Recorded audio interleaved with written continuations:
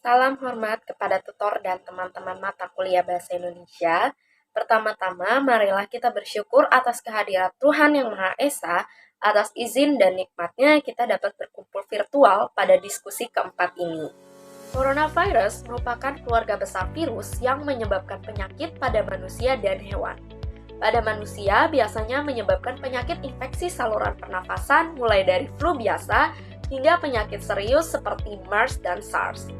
Coronavirus jenis baru yang ditemukan pada manusia sejak kejadian luar biasa ini muncul di Wuhan, China pada Desember 2019 yang kemudian diberi nama Severe Acute Respiratory Syndrome Coronavirus 2 atau SARS-CoV-2 dan menyebabkan penyakit Coronavirus Disease 2019 atau yang biasa disebut COVID-19 dan penderita COVID-19 biasanya mengalami demam, batuk kering, dan kesulitan bernafas.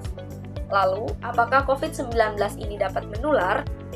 Ya, karena infeksi menyebar dari satu orang ke orang lain melalui percikan yang dinamakan droplet dari saluran pernapasan yang sering dihasilkan saat batuk atau bersin. Jarak jangkauan droplet biasanya hingga 1 meter, dan droplet biasa menempel pada benda, namun tidak akan bertahan lama di udara. Untuk waktu dari paparan virus hingga timbulnya gejala klinis berjangka antara 1-14 hari dengan rata-rata 5 hari. Nah, walaupun cara penularan utama penyakit ini adalah melalui tetesan kecil droplet yang dikeluarkan pada saat seseorang batuk atau bersin, saat ini WHO menilai bahwa risiko penularan dari seseorang yang tidak bergejala COVID-19 sama sekali sangat kecil kemungkinannya. Namun, banyak orang yang teridentifikasi COVID-19 hanya mengalami gejala ringan seperti batuk ringan atau tidak mengeluh sakit sama sekali, yang mungkin terjadi pada tahap awal penyakit. Sampai saat ini, para ahli masih terus melakukan penyelidikan untuk menentukan periode inkubasi atau penularan COVID-19. Maka, untuk orang yang sedang sakit diwajibkan memakai masker guna untuk meminimalisir penyebaran dari droplet tersebut. Sampai saat ini belum diketahui penyebab dari virus corona, tetapi diketahui bahwa virus ini disebarkan oleh hewan dan mampu menjangkit dari satu spesies ke spesies lainnya termasuk manusia. Untuk gejala COVID-19 sendiri umumnya berupa demam dengan suhu 38 derajat Celcius, disertai batuk kering dan sesak nafas. Jika ada orang yang dalam 14 hari sebelum muncul gejala tersebut pernah melakukan perjalanan ke negara terjangkit, atau pernah merawat dan berkontak erat dengan penderita COVID-19, maka terhadap orang tersebut akan dilakukan pemeriksaan laboratorium untuk lebih lanjut memastikan diagnosisnya. Nah, seperti penyakit pernafasan lainnya, COVID-19 ini dapat menyebabkan gejala ringan termasuk pilek dan sakit tenggorokan, batuk, dan demam.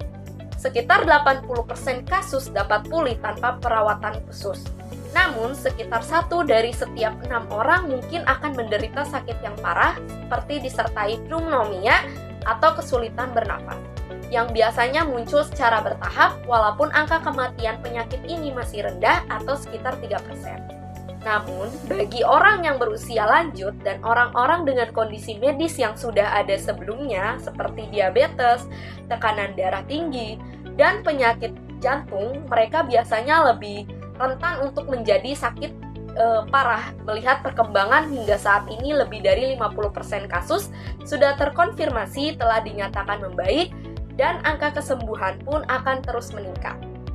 Tetapi adapun kita bisa melakukan tindakan pencegahan untuk mengurangi kemungkinan infeksi antara lain dengan tetap berada di rumah, menghindari bepergian dan beraktivitas di tempat umum, sering mencuci tangan dengan sabun dan air, dan tidak menyentuh mata, hidung, atau mulut dengan tangan yang tidak dicuci, lalu kemudian bisa segera hubungi hotline jika Anda mengalami gejala atau memiliki riwayat perjalanan atau bepergian dari negara yang terjangkit. Demikian uraian yang dapat saya sampaikan, semoga bermanfaat bagi kita. Mohon maaf yang sebesar-besarnya atas segala kekurangannya, dan atas perhatiannya saya ucapkan terima kasih.